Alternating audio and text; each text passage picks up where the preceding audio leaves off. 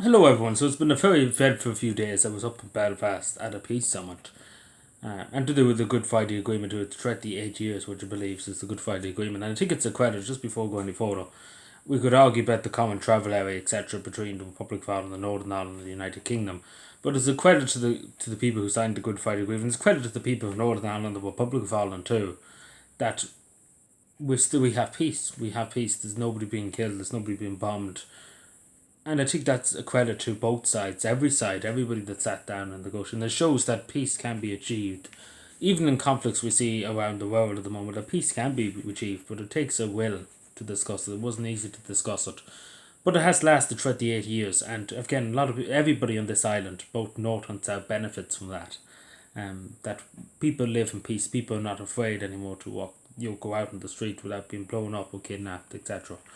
And even just to cross over the border years ago, 80 years ago, no, not even 80 years ago, but in the 1980s, it would have been inconceivable that you would be able to cross over like that without a checkpoint, without the British Army, etc. And it's a credit to both sides. That's what I want to start off saying, that it still exists to this day.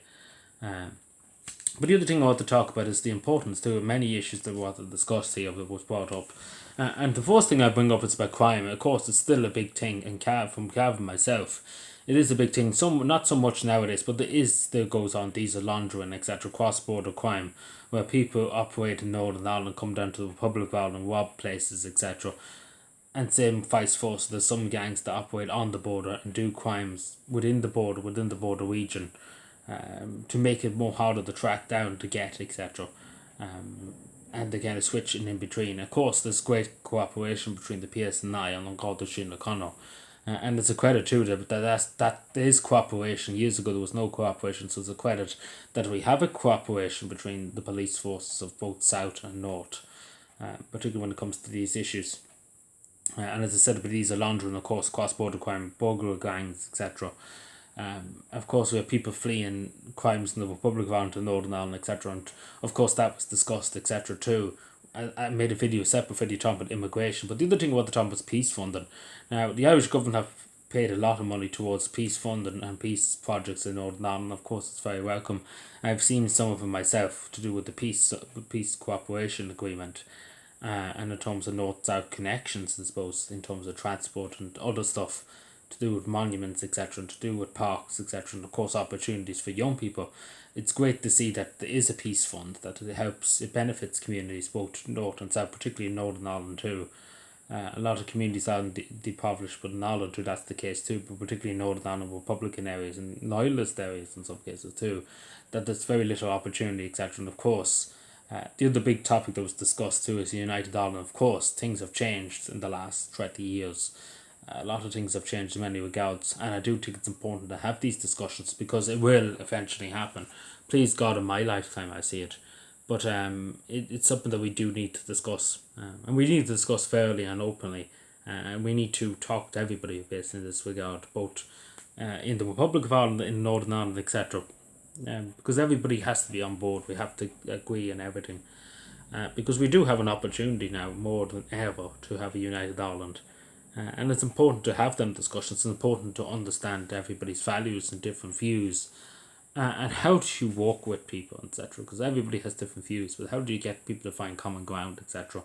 And again, these summits and even discussions and stuff like that are very important, just to start off, to have a discussion, have open discussion, fair discussion. So, I would say every conversation that I had, and other people that were there too, were all fair discussions. Nobody was being unreasonable, but we were all listening to each other.